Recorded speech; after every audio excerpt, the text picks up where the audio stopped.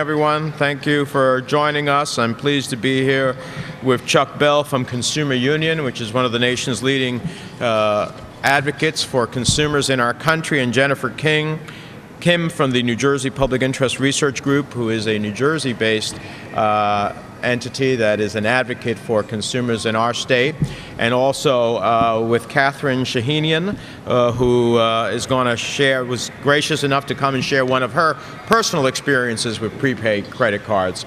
Let me first start saying that we're here at Garden State Mall, one of the great malls in the country. I can tell you from firsthand experience, I come and shop here when I shop, which is rare, but when I shop, I come to the Garden State Mall. And anything I'm going to say has nothing to do with Garden State Mall. We're thrilled that they allowed us to do this to make the point about what this means to consumers at one of the most busiest times of the year and what our effort is all about. So it's great to be here at the Garden State Mall. With the busiest shopping season of the year underway, American consumers are expected to put an estimated $427 billion on various types of prepaid cards this year and next.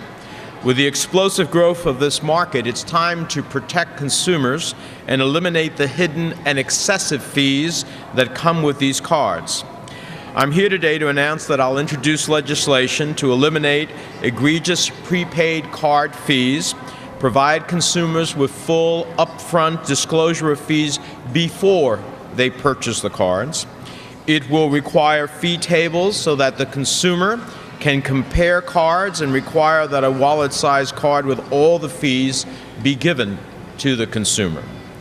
Now, the way some prepaid cards are laden with absurd fees, you would think that the Grinch himself had devised them as his own holiday gift. My legislation will ban some fees on these cards, require full disclosure of other fees to consumers, protect consumers against the loss or theft of their card, and make sure that these cards have the Federal Deposit Insurance Corporation insurance that regular debit cards already have. Responsible consumers are finding out the hard way that the purchasing power of these cards is much less than they thought, much less than the dollar amount that they loaded onto the card. My legislation would give them peace of mind during this holiday season and at any other time, since we see an explosion. As a matter of fact, if you read the Wall Street Journal today, there's a talk about how mainstream banks are now going into the prepaid card as a way of seeking additional revenue. In these difficult economic times when families are on a tight budget and trying to figure out how they'll make their holiday purchases for their family, they don't need to be faced with an unexpected bill at the end of the month because of another scheme by banks and credit card companies. My legislation would eliminate the most egregious fees and give consumers full information about the fees on the cards they buy. And, recently some of you may have heard about the Kardashian sisters, who I applaud for reconsidering the Kardashian card, a prepaid card issued in their name with their picture on it, because of the very excessive predatory fees that were connected with it. They did the right thing. And you don't become the most Googled people on earth by accident. They know how to market themselves, and it shows great business sense to protect their fans from surprise and unnecessary fees that would have come with the card.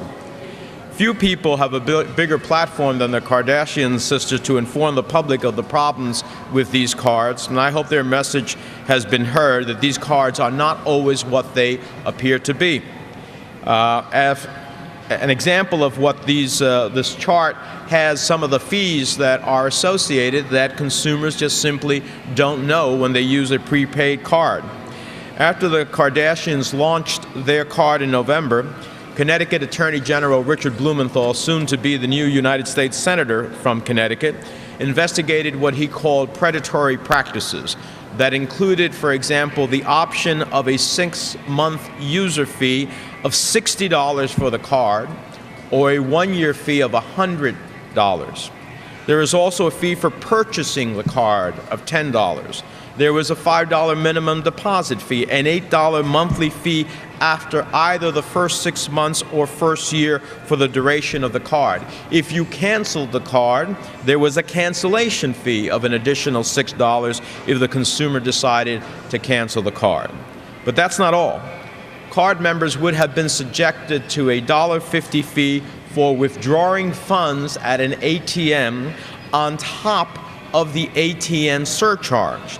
A $1 fee of the transaction was declined, an additional $1 fee to check the card balance, simply what you're able to do at the ATM and check your card balance, that would have encountered a fee. And if you wanted to speak to a customer service representative, another $1.50 fee. If that wasn't enough, it would have even charged the holders $10 to replace a stolen card. So, in essence, these are individuals who, because they choose this manner of, in essence, creating a sort of banking or a different credit card, one that is prepaid, they would have encountered an enormous number of high fees not associated with mainstream bank checking accounts.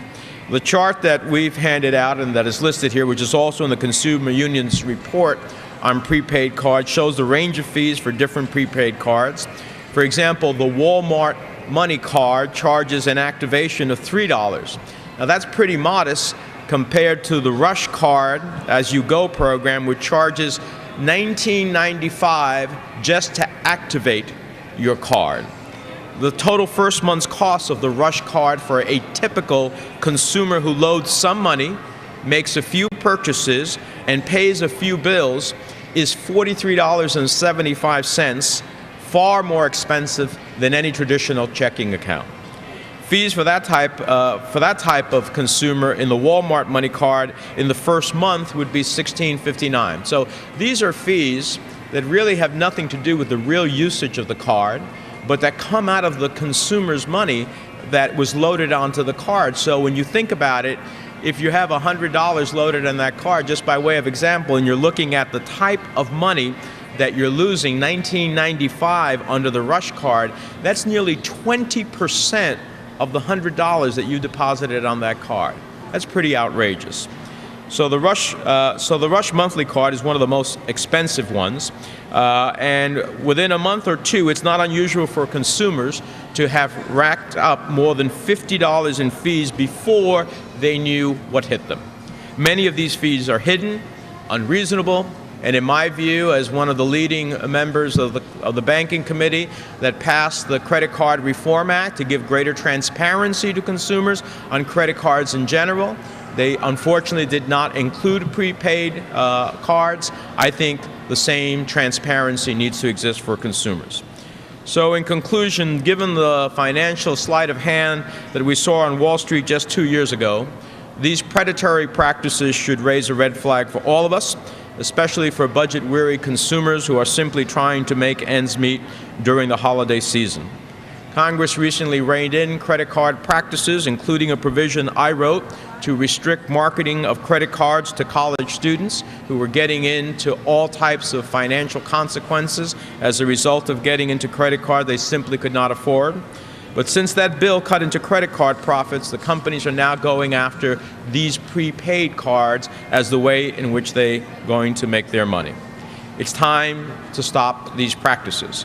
It's time to rein in hidden fees and hold these companies to a higher standard than ripping off unsuspecting consumers at a time when families are struggling to make ends meet. We need to stay one step ahead of those who devise new methods of targeting consumers and picking their pockets. That's why I voted for Wall Street reform. That's why I support the Consumer Financial Protection Agency. That's why I have sent a letter to Elizabeth Warren, who is setting up the Consumer Financial Protection Agency. Hopefully, we will get the agency to issue some of these regulations so that I don't have to push the legislation, but if not, I will.